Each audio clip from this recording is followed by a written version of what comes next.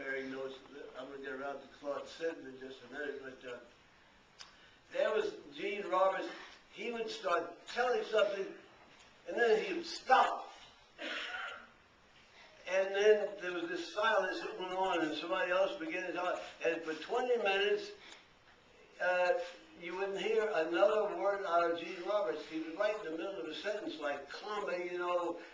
And 20 minutes later, he'd go back and he'd pick up the subject exactly where he left off. I mean, how he did it, I don't know. And you wonder why it took us 12 years to do our book? That's the answer to that.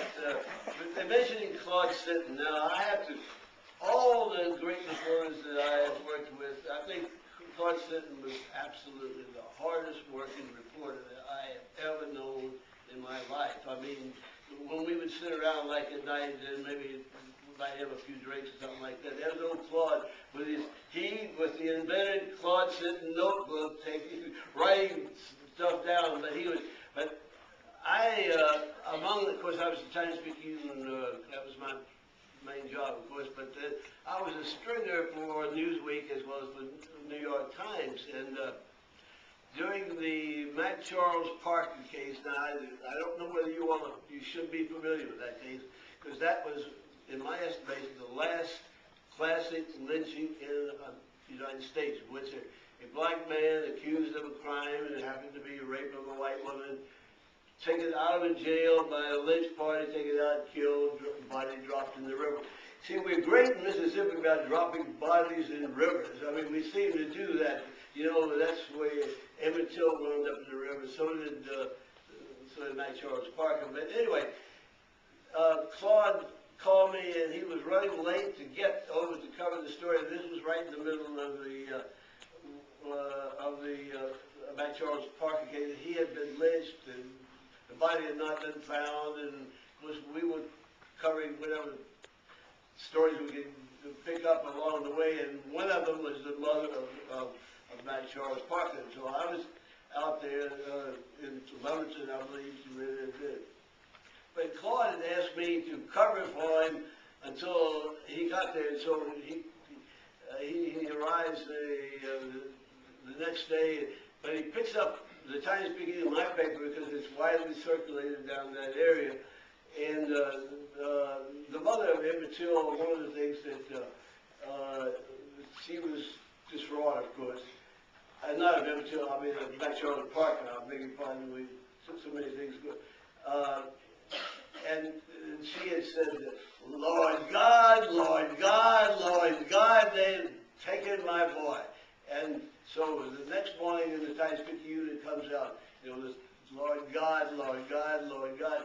And Claude said, you told me you were going to cover for me. And I said, well, I did. He said, you only gave me 2 Lord Gods. But that was, it shows you what a meticulous reporter he was. Of course, I told the story about Meredith and Barnett when Meredith was up in the St. Albans building. There's so many stories about. Does everybody know who Ross Barnett was? Well, okay, he was the governor during the period of almost driving Mississippi into Civil War #2, and in the process destroying this university. And of course, I saw along the way, I was right there for many of these events. You mentioned being made the registrar, and it all happened right here in the continuing education building right around the corner. I was right there. And unfortunately, too many students were out cheering him on, and they were supporting him. But now, the big event that Jerry was talking about took place when the Fifth Circuit Court of Appeals in New Orleans had given Meredith an order to be admitted to Ole Miss, and they decided to try to register him at the State College Board offices, which were located in the Woolfolk State Office Building in Jacksonville. I mean, this was some kind of a scene. just poured around this building, and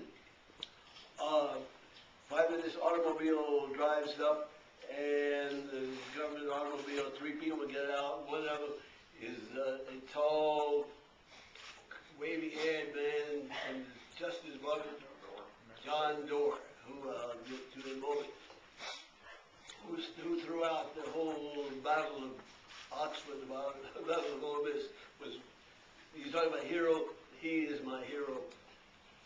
He, and then a little black man with a pencil mustache, and then the third guy is a burly-looking ex-pugilist, James P. McShane, who was the head of the U.S. He was of the U.S. Marshal Service, and this crowd just, and everybody hissing and booing. It's amazing. Somebody wasn't killed. I mean, one of them was killed, but they let him get through the crowd to go up to the 10th floor of this Wilcox office building, and there, up in the College Board office, Ross Barnett has arrived with his legion of legislators behind him. Goes up in the College Board, puts the College Board people back in the back room, and he takes charge, and he's out front, you see. So everybody anxiously waits for the arrival of these three, including the little short black man, and on the 10th floor, and he come up to the door, and John Doerr starts to knock on the door of the State College Board office. The door flings open, and out steps Ross's Barnettus. And typically, Ross, anytime he was involved in something, he would have a piece of paper in his hand, and he goes and looks out the door, and he said, "Oh," and he looks down, and he said, "Which one of you is James Meredith?" I was in the corner of that floor, on the 10th floor, and just about 8 feet away, and I managed to find a little nook somewhere in the corner, and I heard it, and there was so much tension at that time. I mean, you just can't imagine how. I mean, it would be like on the verge of going into the South in the Civil War. I mean, everybody was just up so tight that it took me until 2 o'clock that afternoon before I realized, what did that man say? So suddenly, I mean, I just, which one of you is James Meredith? Of course, I can tell you so many things about Ross Barnett, but there's one that I just happened to think about a couple of days ago, that there was a story on National Public Radio about something about the chicken industry, the broiler industry in Delaware is, big into that, and Maryland's big into it, so on.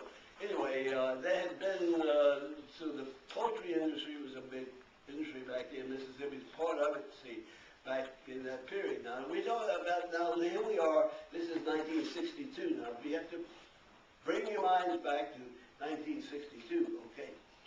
And there'd been a meeting of all 4 or 5 governors of states where they raised these broiler chickens, and something happened in the market had fallen out, and they met in Jackson, and it was Ross and so on. Okay, so that was held. That was in the period of the time when all the tension was mounting on Ross Barnett. I mean, the Meredith case, you see. So, but when have any of you been to the Kennedy Library in Boston and heard the tapes of Ross Barnett talking to President Kennedy and Robert Kennedy? If you haven't done that, that is a must to put that on your list. But there, we have the transcripts, which we got later, and here Ross Barnett is talking to John F. Kennedy, the President of the United States, who is trying to decide whether he's going to send the United States Army down here to put one black man into the institution of higher learning and, in effect, trigger Civil War #2.